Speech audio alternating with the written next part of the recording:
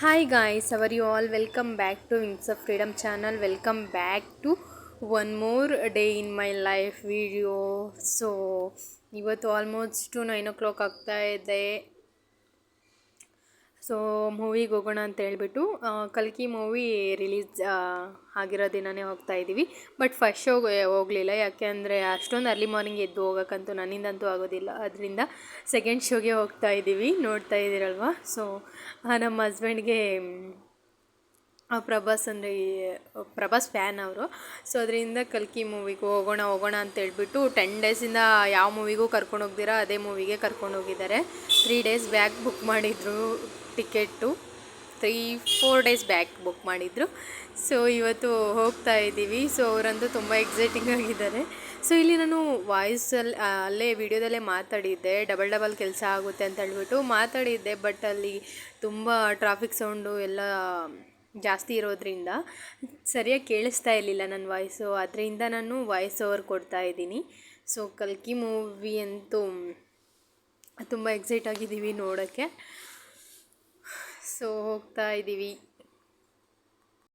So ನನಗೆ heroine ಅಂತ favourite ಏನೂ ಇಲ್ಲ, ನಾನು ಯಾರ ಫ್ಯಾನ್ ಕೂಡ ಅಲ್ಲ.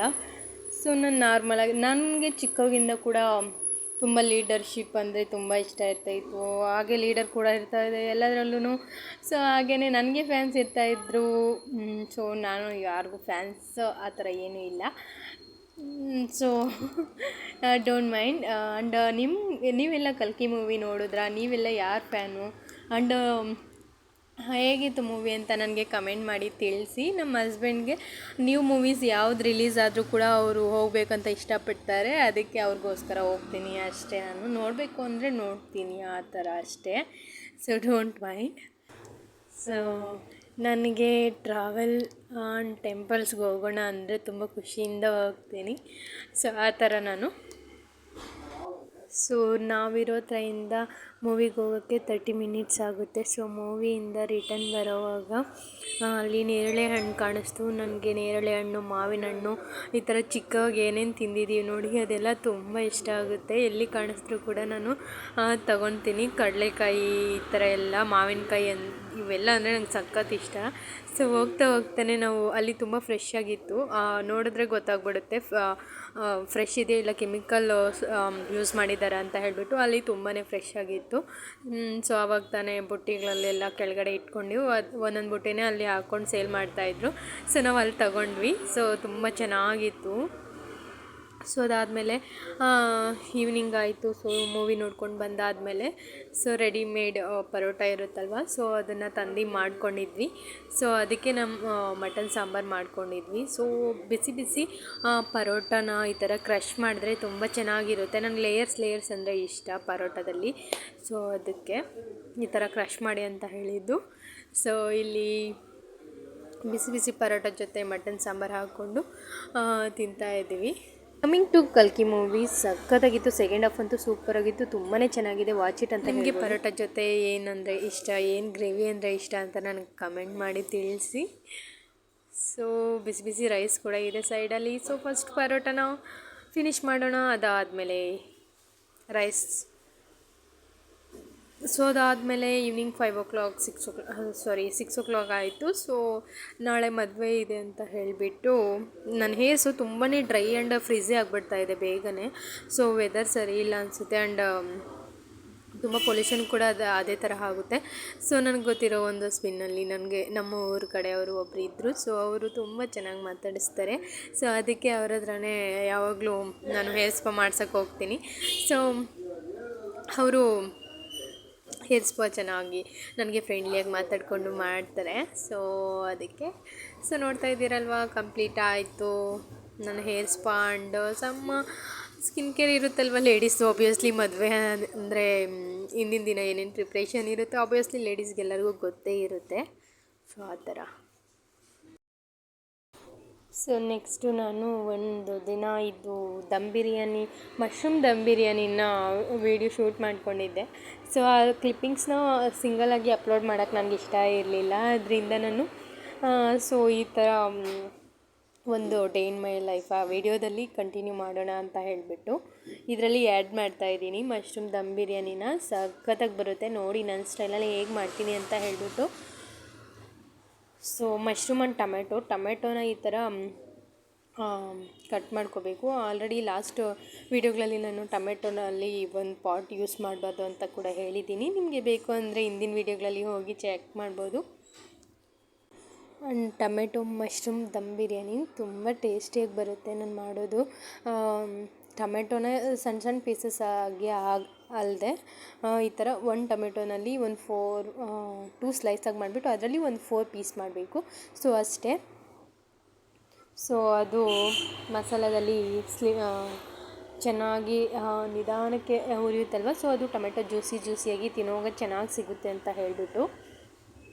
ಸೊ ಇದು ವೆಜಿಟೇರಿಯನ್ಸ್ಗೆ ತುಂಬಾ ಹೆಲ್ಪ್ ಆಗುತ್ತೆ ಅಂತ ಅಂದ್ಕೊಂಡಿದ್ದೀನಿ. ಯಾಕೆ ಅಂದರೆ ನಾನು ತುಂಬ ನಾನ್ ವೆಜ್ ವೀಡಿಯೋಸ್ನ ಪೋಸ್ಟ್ ಮಾಡ್ತಾ ಇರ್ತೀನಲ್ವ, ಅದಕ್ಕೆ. ಸೊ ಮೊದಲನೇದಾಗಿ ಇಲ್ಲಿ tomato chilli and coriander and ಮಶ್ರೂಮ್ಸ್ನ ನೀಟಾಗಿ ಕಟ್ ಮಾಡ್ಕೊತಾ ಇದ್ದೀನಿ. ಸ್ಮಾಲ್ ಆದರೆ ಏನೂ ಕಟ್ ಮಾಡಬೇಕಾಗಿಲ್ಲ, ಹಾಗೇ ಹಾಕ್ಕೋಬೋದು. ಸೊ ಚೆನ್ನಾಗಿ ಸಿಗುತ್ತೆ ತಿನ್ನುವಾಗ ಬಾಯಿಗೆ ಅಂತ ಹೇಳಿಬಿಟ್ಟು ಅಷ್ಟೇ. ಸೊ ವೆಜಿಟೇಬಲ್ಸು ಏನೂ ಇಲ್ಲ ಅಂದರೂ ಕೂಡ ಟೊಮೆಟೊ ಒಂದಿದ್ರೂ ಕೂಡ ದಮ್ ಬಿರಿಯಾನಿನ ಸಖತ್ತಾಗಿ ಮಾಡ್ಕೋಬೋದು. ಸೊ ಇಲ್ಲಿ ನಾನು ವೆಜಿಟೇಬಲ್ಸ್ ಎಲ್ಲ ಕಟ್ ಮಾಡ್ಕೊಂಡಿದ್ದಾದಮೇಲೆ ಸಿಗ್ತೀನಿ.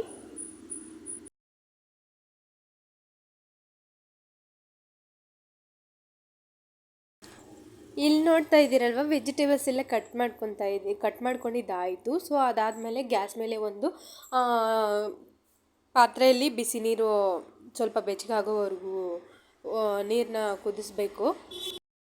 ಕುದಿಸಿದಾದ್ಮೇಲೆ ಅದಕ್ಕೆ ನೋಡ್ತಾ ಇದ್ದೀರಲ್ವ, ಪಲಾವ್ ಸಾಮಾನು ಏನೇನು ಬರುತ್ತೆ, ಚಕ್ಕೆ ಲವಂಗ, ಸೋಂಪು, ಪಲಾವ್ ಎಲೆ, ಇವೆಲ್ಲ ಹಾಕ್ಕೊಂಡು ಸ್ವಲ್ಪ ಪುದೀನ ಕೊತ್ತಂಬರಿ ಮೆಣಸಿನ್ಕಾಯಿ ಕೂಡ ಹಾಕ್ಕೊಂಡು ನೀರಲ್ಲಿ ಚೆನ್ನಾಗಿ ಕುದಿಸ್ಕೋಬೇಕು.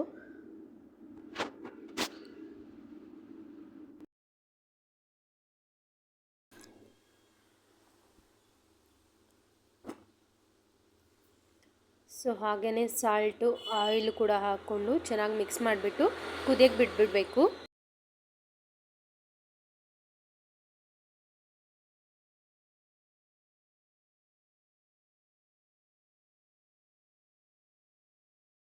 ನಾನು ವೆಜಿಟೇಬಲ್ಸ್ ಕಟ್ ಮಾಡ್ಕೊತಿದ್ನಲ್ವ, ಅದೇ ಟೈಮಲ್ಲಿ ಬಾಸ್ಮತಿ ರೈಸ್ನ ಎಲ್ಲ ಪ್ರಿಪೇರ್ ಮಾಡೋಷ್ಟರಲ್ಲಿ ಇಲ್ಲಿ ನಾನು ಒಂದು 10 ಮಿನಿಟ್ಸ್ನ ನೆನೆ ಹಾಕ್ಕೊತಾ ಇದ್ದೀನಿ ಕುಕ್ ಮಾಡೋದಕ್ಕಿಂತ ಮುಂಚೆ. ಸೊ ಆವಾಗ ಅದು ಏನಾಗುತ್ತೆ ಅಂದರೆ ಬ್ರೇಕ್ ಆಗೋಲ್ಲ ಆ್ಯಂಡ್ ತುಂಬ ಚೆನ್ನಾಗಿ ಬರುತ್ತೆ ಉದುರಾಗಿ. ಆ್ಯಂಡ್ ಲಾಂಗ್ ರೈಸ್ ಏನಿದೆ ಅದು ಕಟ್ ಆಗದಿರ ಹಾಗೆ ಬರುತ್ತೆ, ಸಾಫ್ಟಾಗಿ ಕುಕ್ ಆಗುತ್ತೆ. ಮತ್ತು ಇನ್ನೊಂದು ಬಿರಿಯಾನಿ ಪಾಟಲ್ಲೇ ಡೈರೆಕ್ಟಾಗಿ ಮಾಡ್ತಾಯಿದ್ದೀನಿ ನಾನು. ಸೊ ಅದಕ್ಕೆ ಒಂದು ಬಿರಿಯಾನಿ ಪಾಟ್ಗೆ ಮಶ್ರೂಮ್ ಮತ್ತು ಈ ಥರ ಟೊಮೆಟೊ ದೊಡ್ಡ ಸೈಜಲ್ಲಿ ಕಟ್ ಮಾಡಿ ಇಟ್ಕೊಂಡು ತಿನ್ನೋವಾಗ ಚೆನ್ನಾಗಿ ಸಿಗುತ್ತೆ.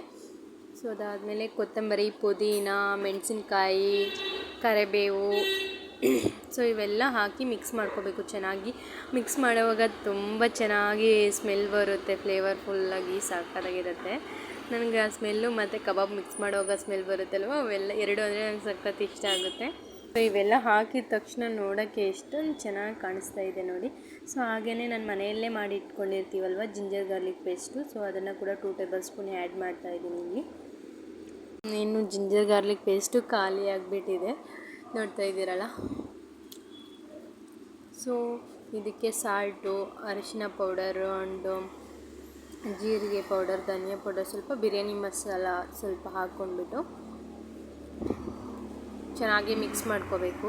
ಇವೆಲ್ಲ ನಿಮಗೆ ಸ್ಪೂನಲ್ಲಾದರೂ ಮಿಕ್ಸ್ ಮಾಡ್ಕೊಳ್ಳಿ, ಇಲ್ಲ ಕೈಯಲ್ಲಾದರೂ ಮಿಕ್ಸ್ ಮಾಡ್ಕೊಳ್ಳಿ, ಪರವಾಗಿಲ್ಲ. ಅದಕ್ಕೆ ಕರ್ಡ್ ಕೂಡ ಆ್ಯಡ್ ಮಾಡ್ಕೊತಾ ಇದ್ದೀನಿ. ಸೊ ಇಲ್ಲಿ ಚಿಲ್ಲಿ ಪೌಡರ್, ಧನಿಯಾ ಪೌಡರ್, ಜೀರಿಗೆ ಪೌಡರ್, ಬಿರಿಯಾನಿ ಮಸಾಲ, ಈ 4 ಪೌಡರ್ಗಳನ್ನ ಇಲ್ಲಿ ಹಾಕ್ತಾಯಿದ್ದೀನಿ. ಸೊ ಮೇನ್ ಇಂಗ್ರೀಡಿಯೆಂಟ್ ಬಂದು ದಮ್ ಬಿರಿಯಾನಿಗೆ ಕರ್ಡ್ ಮತ್ತು ಸ್ವಲ್ಪ ಆಯಿಲು ಇಲ್ಲ ತುಪ್ಪ ಹಾಕ್ಕೊಂಡು, ನಿಮ್ಮ ತುಪ್ಪ ಹಾಕ್ಕೋಬೋದು. ಸೊ ನೋಡ್ತಾ ಇದ್ದೀರಲ್ಲ, ಇಷ್ಟೊಂದು ಆಯಿಲ್ ಹಾಕ್ತಾಯಿದ್ದೀನಿ. ಇಷ್ಟು ಹಾಕಿದ್ರೆ ಮುಗೀತು ಕಂಪ್ಲೀಟ್ ರೆಸಿಪಿಯಲ್ಲಿ. ಆಯಿಲ್ ಯೂಸ್ ಮಾಡಲ್ಲ, ಇಷ್ಟೇ ಆಯಿಲ್ ಯೂಸ್ ಮಾಡೋದು. ಮಶ್ರೂಮಲ್ಲಿ ವಾಟರ್ ಕಂಟೆಂಟ್ ತುಂಬಾ ಇರುತ್ತೆ. ಸೊ ಅದರಿಂದ ನೀವು ವಾಟ್ರು ಏನು ಆ್ಯಡ್ ಮಾಡಬಾರ್ದು, ಓನ್ಲಿ ಆಯಿಲ್ ಆ್ಯಡ್ ಮಾಡಬೇಕು. ಸೊ ಇಲ್ಲಿ ನಾನು ಒಂದು 5 ಮಿನಿಟ್ಸ್ ಹೈ ಫ್ಲೇಮಲ್ಲೇ ಇಟ್ಟಿದ್ದೀನಿ. ಸೊ ಅದು ಅದೆಲ್ಲ ಚೆನ್ನಾಗಿ ಕುದಿಬೇಕು, ಅದು ವಾಟರ್ ಕಂಟೆಂಟ್ ಎಲ್ಲ ರಿಲೀಸ್ ಆಗಬೇಕು ಅದರಲ್ಲಿ. ಸೊ ಈ ಕಡೆ ನೋಡ್ತಾ ಇದ್ದೀರಲ್ವಾ, ಸೊ ವಾಟರ್ ಹೇಗೆ ಕುದೀತಾ ಇದೆ ಅಂತ ಹೇಳ್ಬಿಟ್ಟು, ಇದಕ್ಕೆ ನೆನೆ ಇಟ್ಕೊಂಡಿದ್ವಲ್ಲ ಬಾಸುಮತಿ ರೈಸು, ಸೊ ಅದನ್ನು ಇದಕ್ಕೆ ಹಾಕ್ಕೋಬೇಕು. ಅಷ್ಟರಲ್ಲಿ ಇದು ಚೆನ್ನಾಗಿ ಬೇಯುತ್ತೆ. ಸೊ ಎರಡು ಅಟ್ ಎ ಟೈಮ್ ಆಗಬೇಕು, ಅಟ್ ಎ ಟೈಮ್ ಕುಕ್ ಮಾಡ್ಕೋಬೇಕು. ಸೊ ಆವಾಗ ಬಿರಿಯಾನಿ ಮಾಡ್ಕೊಳ್ಳೋಕ್ಕೆ ಈಸಿ ಆಗುತ್ತೆ. ಕೆಲವರು ಏನು ಮಾಡ್ತಾರೆ ಅಂದರೆ ಬಾಸುಮತಿ ರೈಸ್ನ ಅರ್ಧಂಬರ್ಧ ಬೇಯಿಸಿ ಸೈಡ್ಗೆ ಇಟ್ಕೊತಾರೆ, ಆಮೇಲೆ ಅದೆಲ್ಲ ತಣ್ಣಗಾಗೋಗಿರುತ್ತೆ, ಅದೆಲ್ಲ ಟೇಸ್ಟ್ ಬರೋಲ್ಲ. ಸೊ ಈ ಥರ ಈ ಕಡೆ ಕುಕ್ ಆಗ್ತಾ ಇರುತ್ತೆ, ಈ ಕಡೆ ಅಷ್ಟರಲ್ಲೇ ರೈಸ್ ಬಾಯ್ಲ್ಡ್ ಆಗುತ್ತೆ. ಸೊ ಅದಾದಮೇಲೆ ನೆಕ್ಸ್ಟ್ ಪ್ರೊಸೀಜರ್ ಸ್ಟಾರ್ಟ್ ಆಗುತ್ತೆ. ಸೊ ಬಾಸ್ಮತಿ ರೈಸಲ್ಲಿ ಯಾವ ಬ್ರ್ಯಾಂಡ್ ಚೆನ್ನಾಗಿರುತ್ತೆ ಅಂದರೆ, ನಾನು ತುಂಬ ಟ್ರೈ ಮಾಡಿದ್ದೀನಿ. ಎಲ್ಲದಕ್ಕಿಂತ ಇಂಡಿಯಾ ಗೇಟ್ ಬಾಸ್ಮತಿ ಚೆನ್ನಾಗಿರುತ್ತೆ. ಅದು ಬಿಟ್ಟರೆ ದಾವತ್ತು, ಇವೆರಡರಲ್ಲಿ ಯಾವುದಾದ್ರೂ ತಗೊಂಡು ಯೂಸ್ ಮಾಡ್ಬೋದು, ತುಂಬ ಚೆನ್ನಾಗಿ ಬರುತ್ತೆ. ಇನ್ನೊಂದು ನಾನು ಯೂಸ್ ಮಾಡಿರೋದು ಅವೆರಡು ಕೂಡ ಚೆನ್ನಾಗಿ ಬಂದಿದೆ. ಸೊ ಅದರಿಂದ ಹೇಳ್ತಾ ಇದ್ದೀನಿ ಅಷ್ಟೇ. ಹೊಸದಾಗಿ ಕುಕ್ ಮಾಡೋರು ಇರ್ತಾರಲ್ವ, ಅವ್ರಿಗೆ ಹೆಲ್ಪ್ ಆಗುತ್ತೆ ಅಂತ ಅಷ್ಟೇ ಹೇಳ್ತಾ ಇರೋದು.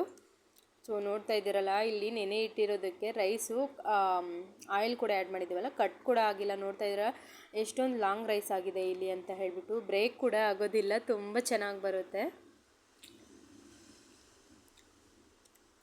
ಸೇಮ್ ಹೋಟೆಲ್ ಸ್ಟೈಲಲ್ಲೇ ಸೇಮ್ ಪ್ರೊಸೀಜರ್ ಇರುತ್ತೆ, ಟೇಸ್ಟ್ ಕೂಡ ಹಾಗೇ ಇರುತ್ತೆ.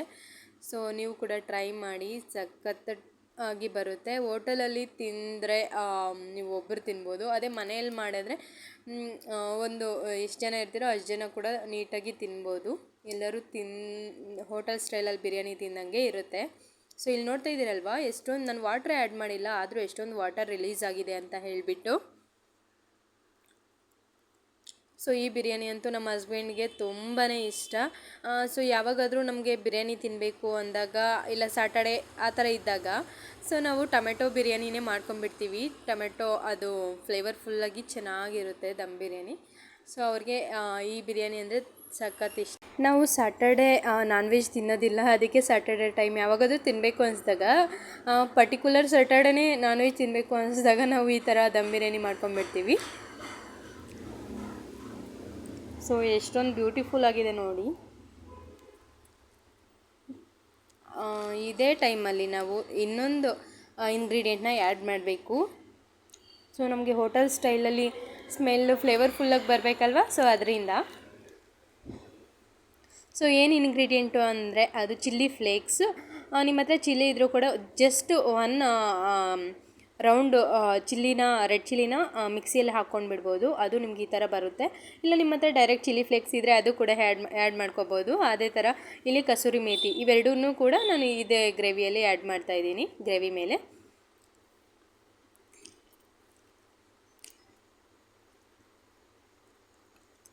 ಸೊ ಈ ಗ್ರೇವಿಯಲ್ಲಿ ಹಾಕ್ಬಿಡಬೇಕು.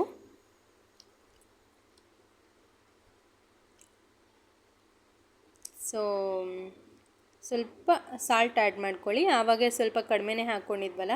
ಸೊ ಇವಾಗ ಕಂಪ್ಲೀಟ್ ಎಷ್ಟು ಬೇಕೋ ಅಷ್ಟು ಟೇಸ್ಟ್ ನೋಡಿಕೊಂಡು ಸಾಲ್ಟ್ ಹಾಕ್ಕೊಂಡು ಕಂಪ್ಲೀಟ್ ಮಾಡ್ಬೋದು. ಸೊ ಇದಾದಮೇಲೆ ಈ ಕಡೆ ರೈಸ್ ಕೂಡ ತುಂಬಾ ಚೆನ್ನಾಗಿ ಬೆಂದಿದೆ, ನೋಡ್ತಾ ಇರ್ಬೋದು ನೀವು. ಇಲ್ಲಿ ನಾನೇ ಶೂಟ್ ಮಾಡಿಕೊಂಡು ವಿಡಿಯೋ ಮಾಡ್ತಾ ಇರೋದ್ರಿಂದ ನನಗೆ ಮಾತಾಡ್ಕೊಂಡು ಮಾಡೋಕ್ಕೆ ಆಗಲಿಲ್ಲ. ಸೊ ಇಲ್ಲಿ ನೋಡ್ತಾ ಇದ್ದೀರಲ್ಲ, ಆಲ್ಮೋಸ್ಟ್ ನಿಮಗೆ ಚೆಕ್ ಮಾಡ್ಕೊಳ್ಳಿ, ಒಂದು ಮಶ್ರೂಮ್ನ ಟೇಸ್ಟ್ ಮಾಡಿ, ಇಲ್ಲಾಂದರೆ ಮುಟ್ಟಿ ನೋಡ್ಬೋದು. ಸೊ ಅದು ನಿಮಗೆ ಓಕೆ, ಇನ್ನು ಒಂದು 2 ಮಿನಿಟ್ಸಲ್ಲಿ ಬೆಂದೋಗುತ್ತೆ ಅನ್ನೋ ಟೈಮಲ್ಲಿ, ಸೊ ಈ ಥರ ಬಾಸ್ಮತಿ ರೈಸ್ ಇರುತ್ತಲ್ವ, ಅದು ವಾಟ್ರಲ್ಲೇ ಬೇಡಿ ಅದನ್ನು ಇಲ್ಲಿ ಲೇಯರಾಗಿ ಹಾಕ್ಕೋಬೇಕು. ಸೊ ನೋಡ್ತಾ ಇದ್ದೀರಲ್ವ ಈ ಥರ. ಸೊ ಓನ್ಲಿ ರೈಸ್ನ ಮಾತ್ರ ಹಾಕ್ಕೋಬೇಕು, ವಾಟ್ರನ್ನೆಲ್ಲ ಅಲ್ಲೇ ಕ್ಲಿಯರ್ ಮಾಡಬೇಕು. ಸೊ ನೋಡಿದ್ರಲ್ಲ, ಎಲ್ಲೂ ಕೂಡ ರೈಸು ಕಟ್ಟಾಗಿರೋದಾಗಲಿ ಬ್ರೇಕು ಏನೂ ಕೂಡ ಆಗಿಲ್ಲ, ಹೇಗಿದೆಯೋ ಹಾಗೆ ಲಾಂಗ್ ಸ್ಟ್ರೈನಾಗಿ ಬಂದಿದೆ. ಸೊ ಅದಾದಮೇಲೆ ಗೊತ್ತಲ್ಲ, ನಮಗೆ ತುಪ್ಪ ಅಂದರೆ ತುಂಬ ಇಷ್ಟ ಬಿರಿಯಾನಿಗೆ. ತುಪ್ಪ ಇಲ್ಲಾಂದರೆ ಕಂಪ್ಲೀಟ್ ಆಗೋದಿಲ್ಲ ರೆಸಿಪಿ. ಸೊ ಇಲ್ಲಿ ತುಪ್ಪನ ಆ್ಯಡ್ ಮಾಡ್ತಾಯಿದ್ದೀನಿ, ಸ್ವಲ್ಪನೇ ಆ್ಯಡ್ ಮಾಡ್ತಾಯಿದ್ದೀನಿ. ಸೊ ಅದಾದಮೇಲೆ ಇದಕ್ಕೆ ಸ್ವಲ್ಪ ಮೇಲೆ ಸಾಲ್ಟ್ನ ಸ್ಪ್ರಿಂಕಲ್ ಥರ ಮಾಡಿಬಿಟ್ಟು, ಸೊ ಇದಕ್ಕೆ ಒಂದು ಲಿಡ್ನ ಕ್ಲೋಸ್ ಮಾಡಿ ಅದ್ರ ಮೇಲೆ ಒಂದು ವೆಯ್ಟ್ ಇರೋವಂಥದ್ದು ವಸ್ತುನ ಇಡ್ಬೋದು. ನಾನು ಇಲ್ಲಿ ವೆಯ್ಟ್ ಇರೋವಂಥದ್ದು ನಾನು ನಾರ್ಮಲಾಗಿ ಒಂದು ದೊಡ್ಡ ಪಾತ್ರೆ ಬೌಲಲ್ಲಿ ವಾಟರ್ನ ಇಡ್ತಾ ಇದ್ದೀನಿ. ಅದೇ ಸಾಕು, ಏನು ಅಷ್ಟೊಂದು ದಮ್ ಮಾಡಬೇಕು ಅನ್ನೋದೇನೂ ಇಲ್ಲ. ಇಷ್ಟೊಂದು ವಾಟರ್ ಇಟ್ಬಿಟ್ರೆ ಸಾಕು. ಅದು ಆವಿ ಹೋಗ್ದಿರ ಅದರಲ್ಲೇ ಸಿಮ್ಮಲ್ಲೇ ಇಟ್ಬಿಡಬೇಕು ಒಂದು 5 ಮಿನಿಟ್ಸು. ಸೊ ಇದೆ, ಕೆಲವರು ಗೋಧಿ ಹಿಟ್ಟನ್ನ ಕೂಡ ಮಿಕ್ಸ್ ಮಾಡಿಕೊಂಡು ಇದಕ್ಕೆ ಪ್ಲೇಟ್ಗೂ ಮತ್ತು ಬಿರಿಯಾನಿ ಪಾಟ್ಗೆ ಚಪಾತಿ ಹಿಟ್ಟು ಥರ ಮಿಕ್ಸ್ ಮಾಡಿ ಈ ಥರ ಕವರ್ ಮಾಡ್ತಾರೆ. ಬಟ್ ಆ ಥರನೂ ಮಾಡ್ಬೋದು. ಅದಕ್ಕಿಂತ ಸಿಂಪಲ್ ಇದು ತುಂಬಾ ಈಸಿ ಆಗುತ್ತೆ. ಸೊ ಈ ಥರ ಬೌಲಲ್ಲಿ ವಾಟ್ರ್ ಇಟ್ಬಿಟ್ರೆ ಅದೇ ಸಾಕು. ಸೊ ಅದು ಫೈನಲಿ ನೋಡ್ತಾ ಇದ್ದೀರಲ್ವ ಎಷ್ಟೊಂದು ಬ್ಯೂಟಿಫುಲ್ಲಾಗಿ ಬಂದಿದೆ ಅಂತ ನೀವೇ ನೋಡಿ. ನ್ಯಾಚುರಲ್ ಕಲರ ಬಂದಿದೆ, ನೋಡ್ತಾ ಇದ್ದೀರಲ್ವ. ಸೊ ಏನು ಕಲರ್ ಕೂಡ ಆ್ಯಡ್ ಮಾಡಿಲ್ಲ. ಕೆಲವರು ಕೇಸರಿ ಕಲರ್ ಬೇಕಂದರೆ ಆ್ಯಡ್ ಮಾಡ್ಕೋಬೋದು ನೀವು ಕೂಡ. ಸೊ ನಾನಿಲ್ಲಿ ಏನು ಕಲರ್ ಬಳಸಿಲ್ಲ, ಓನ್ಲಿ ನ್ಯಾಚುರಲ್ ಕಲರ್ಸ್ ಇಂದನೇ ನೋಡ್ತಾ ಇದ್ದೀರಲ್ವ. ಈ ಥರ ಕಲರ್ಫುಲ್ಲಾಗಿ ಬಂದಿದೆ ಬಿರಿಯಾನಿ. ಟೇಸ್ಟ್ ಕೂಡ ಹಾಗೇ ತುಂಬ ಚೆನ್ನಾಗಿರುತ್ತೆ. ನೀವು ಕೂಡ ಟ್ರೈ ಮಾಡಿ, ಮಸ್ಟ್ ಟ್ರೈ ಅಂತಾನೆ ಹೇಳ್ತೀನಿ ನಾನು ಈ ರೆಸಿಪಿನ. ಎಲ್ಲರೂ ಕೂಡ ಟ್ರೈ ಮಾಡ್ಬೋದು, ಬ್ಯಾಚುಲರ್ಸ್ ಕೂಡ ಟ್ರೈ ಮಾಡ್ಬೋದು. ಸೊ ಬಿರಿಯಾನಿ ರೆಡಿ ಆದಮೇಲೆ ವೆಯ್ಟ್ ಮಾಡ್ತೀವಾ? ಇಲ್ಲ, ಫಸ್ಟ್ ಫಿನಿಷ್ ಮಾಡ್ತೀವಿ, ಟೇಸ್ಟ್ ಮಾಡ್ತೀವಿ. ನೋಡ್ತಾ ಇದ್ದೀರಾ, ಇಲ್ಲಿ ನಾನು ಟೇಸ್ಟ್ ಮಾಡೋಕ್ಕೆ ಪ್ಲೇಟ್ಗೆ ಸರ್ವ್ ಮಾಡ್ಕೊತಾ ಇದ್ದೀನಿ.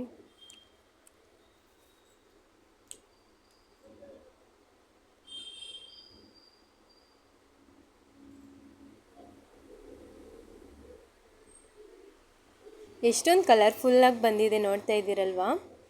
ಸೊ ನಿಮ್ಮ ಇಷ್ಟ, ನಿಮಗೆ ರೈತ ಜೊತೆ ಬೇಕಂದ್ರೂ ತಿನ್ಬೋದು, ಇಲ್ಲ ಹಾಗೆ ಕೂಡ ತಿನ್ಬೋದು. ಸೊ ನಾನು ಮಾತ್ರ ಹೀಗೆ ತಿಂತೀನಿ.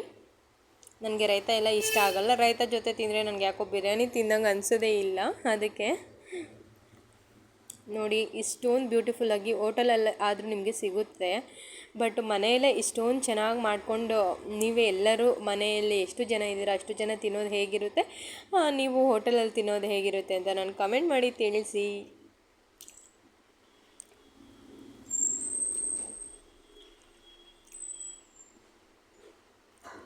ಸೊ ಯಾ, ಬಾಯ್.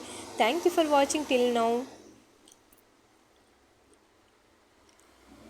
ಇನ್ನೂ ಯಾರೆಲ್ಲ ನಮ್ಮ ಚಾನಲ್ಗೆ ಸಬ್ಸ್ಕ್ರೈಬ್ ಮಾಡ್ಕೊಂಡಿಲ್ಲ ಅಂದರೆ please make sure to subscribe to my channel ಅಂತ ಹೇಳ್ತೀನಿ. ವಿಂಗ್ಸ್ ಆಫ್ ಫ್ರೀಡಮ್ 143 ಚಾನಲ್ನ ಸಪೋರ್ಟ್ ಮಾಡಿ. ಹೀಗೆ ಸಪೋರ್ಟ್ ಮಾಡ್ತಿರೋ ಎಲ್ಲರಿಗೂ ಕೂಡ ತುಂಬಾ ಥ್ಯಾಂಕ್ ಯು ಅಂತ ಹೇಳ್ತೀನಿ ನಾನು. ಯಾ, ಬಾಯ್. ನೆಕ್ಸ್ಟ್ ವಿಡಿಯೋದಲ್ಲಿ ಸಿಗೋಣ. Stay live, love and be inspired to your self.